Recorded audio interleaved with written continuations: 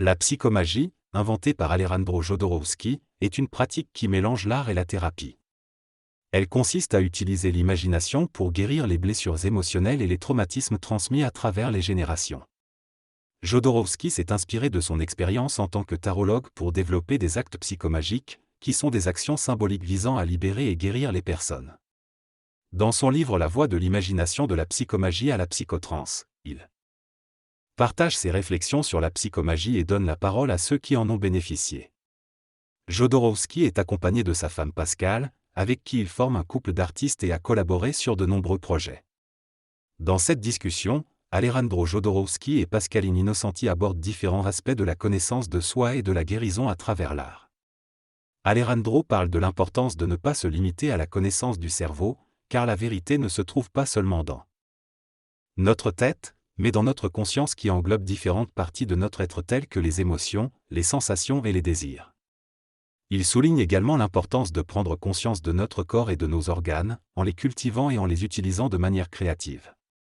Pascaline, en tant qu'artiste, parle de son engagement total envers son art et de son idéal de vie qui intègre tous les domaines de son existence.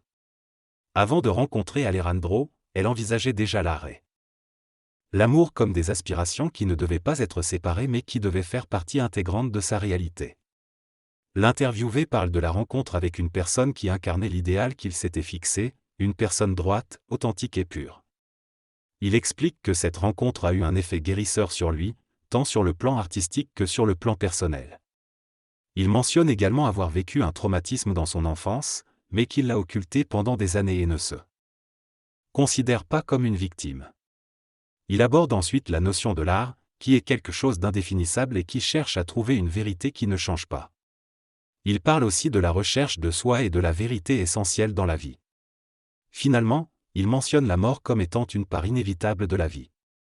Dans ce discours, l'orateur réfléchit sur la vie et la mort, soulignant l'importance de comprendre ce qu'est la vie avant d'arriver à la mort. Il insiste sur le fait que l'amour existe et est un moteur de transformation, mais que rien ne meurt réellement dans cette création divine. Il critique la destruction causée par les humains, notamment à travers la drogue, l'alcool et les guerres, et propose de créer une nouvelle vie basée sur la vérité et l'amour. Il remet en question notre perception du corps et des frontières nationales, affirmant que nous sommes tous des citoyens de la planète et que notre peau est connectée à la Terre. Il conclut en soulignant notre ignorance sur l'univers et en soulignant l'importance de l'amour et de l'attachement à l'être plutôt qu'à des choses matérielles. Pascal réagit en reconnaissant la souffrance causée par la séparation et en étant d'accord avec l'ignorance de notre corps émotionnel. Dans cet extrait, la personne parle de l'éducation et des séparations qui existent entre les générations et les domaines de la vie.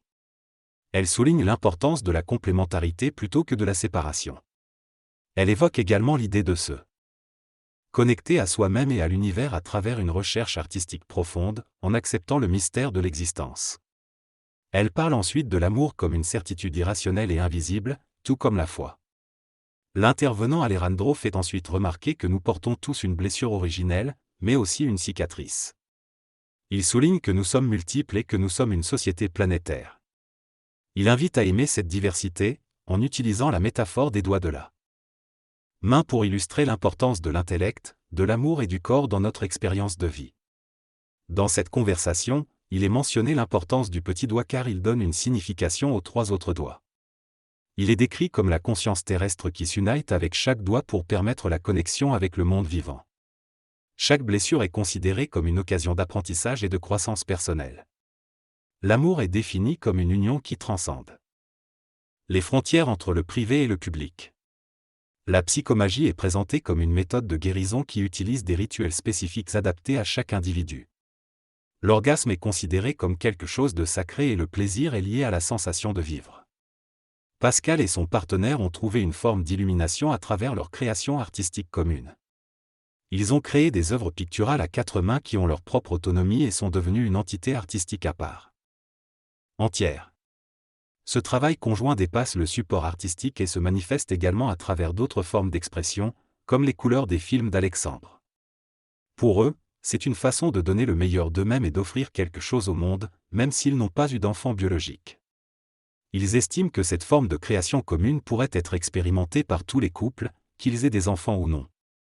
Selon eux, l'amour et l'amitié sont également des formes de création commune.